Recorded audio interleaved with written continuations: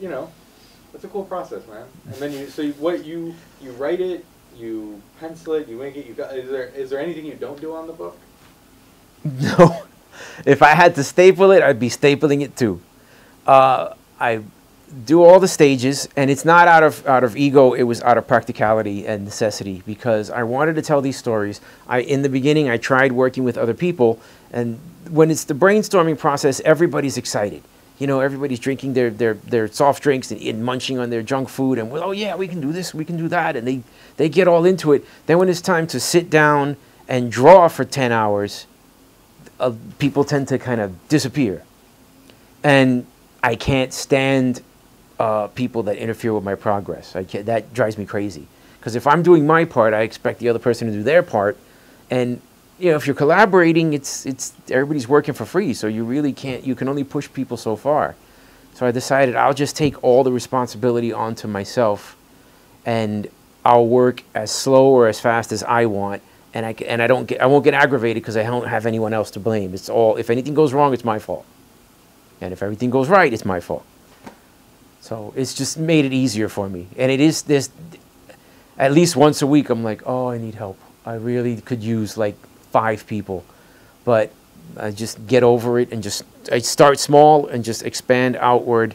And that's been the way I built the story. I started as small as possible with just this guy in his house, and then there's a knock at the door, and he opens the door, and there's 2 guys in suits, and they say a word, and he gets blasted from inside out with this energy and drops to the floor. And the next thing you know, boom, we're off and running, and he's in this corporation, and they're explaining over a speaker system in the room that the life he knew is over, and now he's property of Daltrix Industries, and then we're just kind of off and running from there. Nice. Now, so if somebody was like, oh, I really want to read Company Man, like, how have you been putting it out there? Digitally. It's available on Amazon under my name, under Pete Hernandez III, and I also have my own site, which is companymancomic.net. So www.companymancomic.net. I have them set up there in PDF form, and it's a 99-cent download. You get a link, boom, the file goes to your computer, your phone, wherever you download it from, and it's readable on anything. And even though a lot of people are still slowly turning their attention towards digital, I feel like I'm ahead of the curve. It's eventually going to sweep everybody up into its arms, and everybody's going to go digital. Almost everybody has a tablet, everybody has a smartphone, and you can read it on any of those things. And to me, it feels like I feel it's preferable to print, because it's the next best thing to me just giving you my Photoshop files. You know, there's no degradation between what I do in Photoshop and the PDF that the person downloads from the website. The printer, there's no printer to screw it up. There's no ink roller to bump against the page and smear across 3 panels. None of that. You know, so it's, you know, some people, they like the tactile sensation of flipping through a book, but, you know, people got over 8 tracks, and they got over cassettes, and they got over blowing into their Nintendo cartridges. Nobody has Discmans anymore, so it's just, you can't fight evolution. So it's just inevitable. It's inevitable that people are going to end up reading almost all comics digitally. And then the nostalgics can go find them wherever they exist, just like the guys who still want to buy vinyl, as opposed to downloading from iTunes. But digital is the way to go, because you're getting the closest thing to the raw Photoshop file. Nice.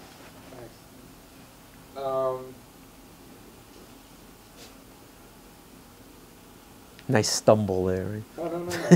So as far as like what's happening next with Company, I mean, like, you know, you've been doing it for however many years. There's so much story out there. Like, where do you go next? What's up next for Company Man?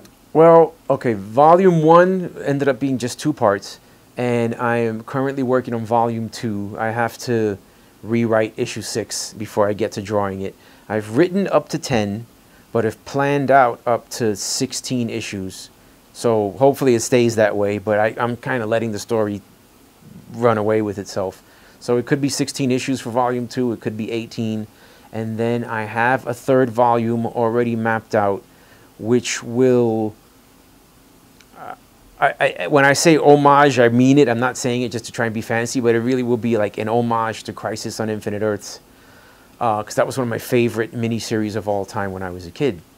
But it'll be much bigger in scale, which is what I always intended when I started writing the very first issue. I wanted to start small and have the reader grow with Nick and meet these other characters and have the reader discover his powers as he discovers it, as he discovers how to manipulate them. You know, being able to reshape molecules in any way he can imagine is his learning process. Instead of just having him, I got powers, boom, I can do anything. You know, there's a growth process. And then by the third volume, it's just going to be this big, you know, epic, multi-dimensional, adventure that will wrap up the whole Company Man story. And then I have a couple of spin-offs, you know, maybe some one-shots or 3-issue, you know, mini-series, stuff like that. One last question. Mm-hmm. They didn't put it on there, but if you had, when you were like at a family thing and you got to explain to your aunt like what Company Man is about, what do you tell her?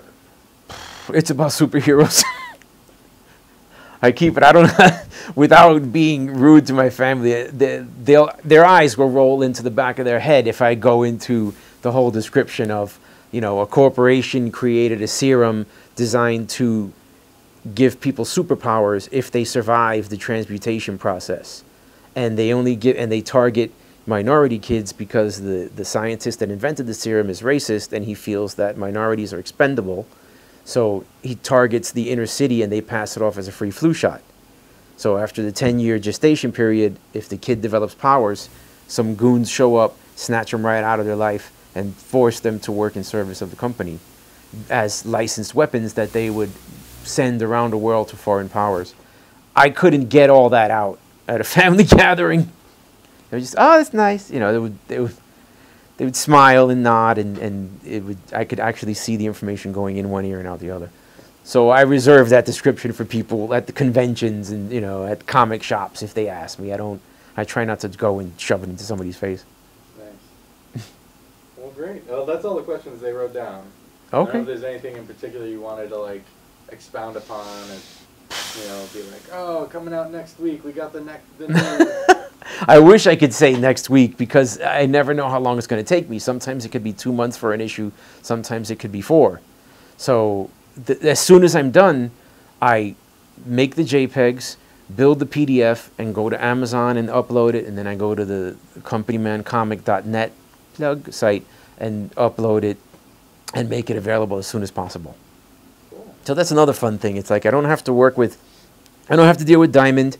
And yeah, it's infinitely harder being an independent, but if it's your passion project, then it should always be fun no matter what. Even when it gets hard and it's hours and hours and days and weeks and months putting this thing together, the second it stops being fun, I'll stop doing it.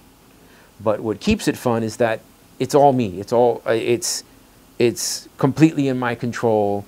It's my baby. And when I talk to people about maybe developing an animated series off of it, or a video game or a toy or whatever, it's always going to be my thing. I never have to worry about Marvel or DC screwing me over 20 years from now, you know, like so many of the other guys that created like Ghost Rider and Captain America and Spider-Man and so on and so forth. Well, cool. I think that's it. Yeah. I think everything was covered pretty much, right?